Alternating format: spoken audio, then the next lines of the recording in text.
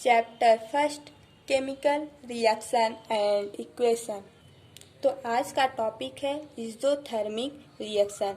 इज़ोथर्मिक reaction यह क्या होता है? जैसे जब हम रिएक्टेंट करवाते हैं और वो जब प्रोडक्ट में कन्वर्ट होता है या फॉर्मेशन होता है, तब वहाँ पे हीट रिलीज होती है या तो एनर्जी रिलीज होती है, तो उसी को हम बोलते हैं इज़ोथर्मिक रिएक्शन। जैसे मीथेन है और यहाँ पे ऑक्सीजन है, ये दोनों गैस है। इन दोनों को जब हम रिएक्ट करवाए या कंबाइन किए तो ये कार्बन डाइऑक्साइड में ब्रेक हुआ, प्लस हीट निकला और लाइट निकली। ये जो कार्बन डाइऑक्साइड हुआ, यहाँ से एक हीट भी रिलीज हुआ। अब आता है एक इम्पोर्टेंट पॉइंट है, रिस्पायरेशन इज आल्सो इज़ोथर्मिक रिएक्शन। जो हम सांस लेते हैं उसको भी हम इज़ोथर्मिक रिएक्शन बोलते हैं। तो आज का इम्पोर्टेंट क्वेश्चन है, एनसीईआरटी क्वेश्चन 10 है, why is respiration considered an exothermic reaction, explain. जो हम सांस लेते हैं उसे हम इज़ोथर्मिक रिएक्शन कहते हैं, क्यों? एक्सप्लेन करो। तो ये है, इसकी मीनिंग हम बताते हैं ना। देखो, जैसे जो भी हम सांस लेते हैं तो वहाँ पे ऑक्सीडेशन होता है। अब देखो, जैसे जो कुछ हम खाते हैं उसमें ग्लूकोज मिलता है, तो यह ग्लूकोज है। बट अब हम जो खा रहे हैं फूड या खाना, वो पचेगा कैसे, वो डाइजेस्ट कैसे होगा? जैसे हम ऑक्सीजन गैस लेते हैं या तो हम रिस्पायरेशन कर रहे हैं, तो वहाँ पे ग्लूकोज ही पचाता है।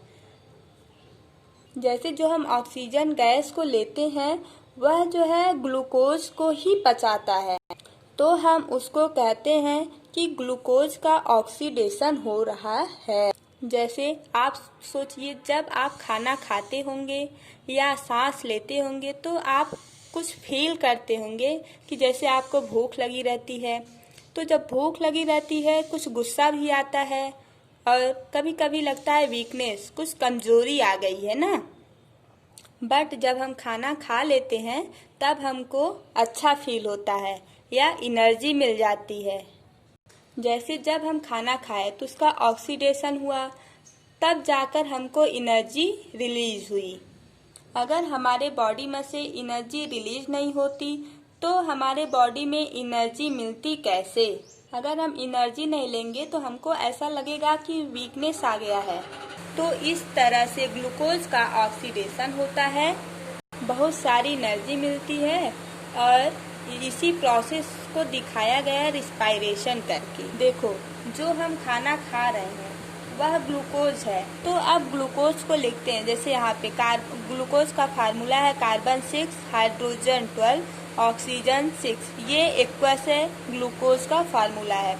जब हम इसको ऑक्सीडाइज करवाएंगे उसके लिए हमको ऑक्सीजन चाहिए होता है, तो ये ऑक्सीजन O2 है, ये गैस होता है। इन दोनों को जब हम कंबाइन करते हैं तो कार्बन डाइऑक्साइड बनता है और वाटर बनता है। अब देखो, जैसे जब हम खाना खाए तो रिस्पायरेशन हुआ और बॉडी में हमारे फूड गया। अब देखो, जब खाना बॉडी में चला गया, अब वो डाइजेस्ट होने के बाद निकलता क्या है? देखो, तो हमारे बॉडी से अब क्या निकलता है? 6 कार्बन डाइऑक्साइड। ये 6 कार्बन जो है 6 मॉलिक्यूल्स है, ये पूरा मॉलिक्यूल्स है। 6 मॉलिक्यूल्स ऑफ कार्बन डाइऑक्साइड का हमारे बॉडी में से निकलता है और ये यूरिन से वाटर भी बाहर हो जाता है। इस पूरे प्रोसेस को हम रिस्पायरेशन बोलते हैं। इसी को हम इज़ोथर्मिक रिएक्शन भी बोलते हैं। Okay, thank you.